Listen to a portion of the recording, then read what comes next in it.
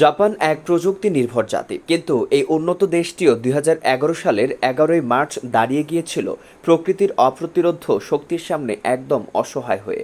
মাত্র কয়েক সেকেন্ডের এক ভূমিকম্প, রিক্টার স্কেলে ৯ মাত্রার কম্পন, এর পরপরই ধেয়ে আসে এক বিধ্বংসী সুনামি, ৪০ মিটার উঁচু জলোচ্ছ্বাস। মুহূর্তেই ধ্বংসস্তূপে পরিণত হয় জাপানের তুহুকু উপকূল। এই দুর্যোগে প্রাণ হারান প্রায় ১৮,৫০০ জন, গৃহহীন হয়ে পড়েন ১৫ লাখেরও বেশি মানুষ। আর একসাথে ঘটে যায় আরেকটি বিপর্যয়, ফুকুশিমা পারমাণবিক চুল্লির বিস্ফোরণ। এই দুঃসহ অভিজ্ঞতা থেকেই জন্ম নেয় এক বিশাল প্রকল্পের, the Great Sea Wall of Japan.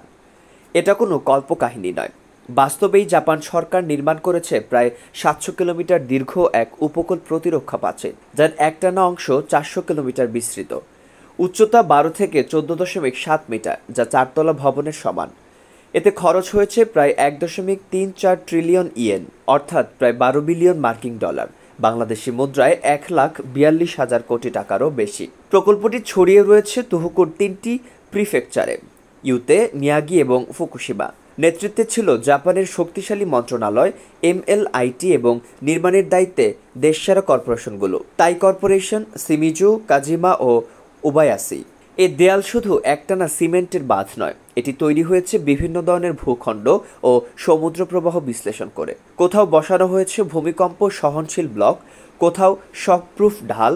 ব্যবহার হয়েছে প্রায় ৩০ million cubic metre reinforced concrete, ১৮ million ton পাথর এবং বোল্ডার, আর বিশেষ হাইড্রোডাইনামিক রাবার ব্লক।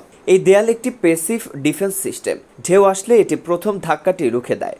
এরপর ঢেউয়ের শক্তি ধীরে ধীরে ভেঙে দেয় ওয়েভ ডিসিপেটিং কাঠামো। পাশাপাশি আছে অত্যাধুনিক সুনামি অ্যালার্ম, দ্রুত উদ্ধার ব্যবস্থা এবং প্রতি বছর প্রশিক্ষণ প্রোগ্রাম। তবে এই প্রকল্প নিয়ে সমালোচনাও কম নয়।